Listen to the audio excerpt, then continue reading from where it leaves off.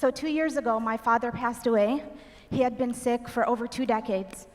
And I had made peace with death, and to me, I said goodbye to him a long time ago, before the actual event. And, but what had happened is the day that he passed, my left thumb, I couldn't bend my left thumb, and I was in a lot of pain. And then eventually what happened is I started having stiffness in my arms, in my hands, and then tingling in my fingers, numbness in my arms.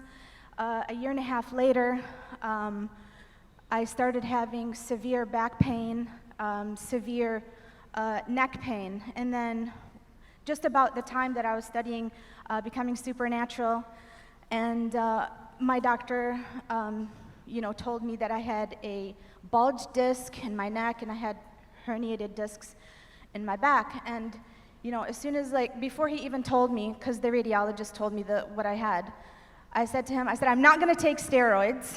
And he just put his hands up, and he's like, I'm not telling you to take steroids. I'm not telling you to do anything. Can you just sit down, little lady? And I said, I know I can heal my condition and everything by myself. I didn't tell him about Dr. Joe's work, because I was like, he's going to think that I'm crazy or something. I said, but I know, I'm convinced that I can heal myself. And so I started doing the meditations, and especially the morning meditations. And what really resonated with me is when Dr. Joe said, who do you want to be today? When you're walking to work, when you're walking into a room, who do you want to be? What energy do you want to bring?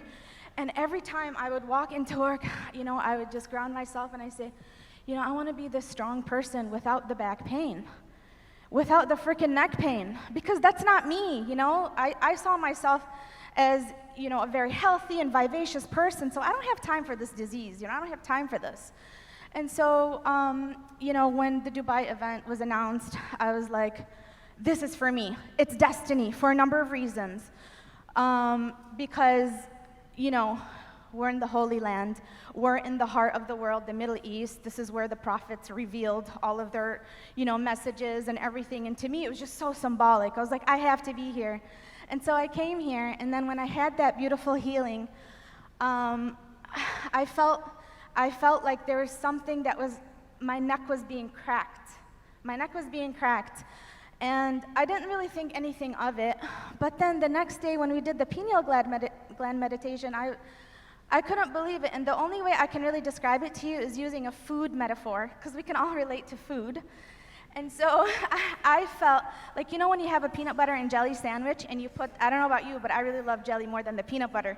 So I just put so much, jelly, and it ends up being like, a strawberry jam sandwich instead of a peanut butter and jelly sandwich. And so what I felt during that meditation was that I was just smothered in this gooey, beautiful, thick, healing energy. My body was numb.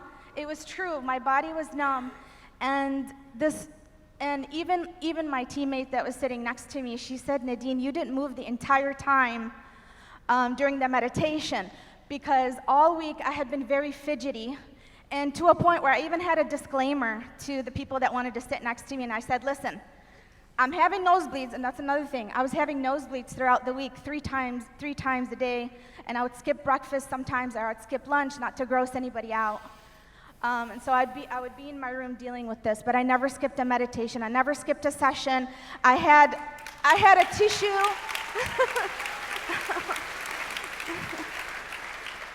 I'm sorry, I had tissues up my nose, and I was like going like this. I'm like, I'm doing the meditation, and like fidgety and everything. And then, when my teammate noticed that, Nadine, you did not move at all, it's because I didn't have any more pain.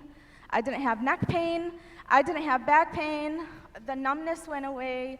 I can do this without any stiffness or hardening, and that hasn't happened in years.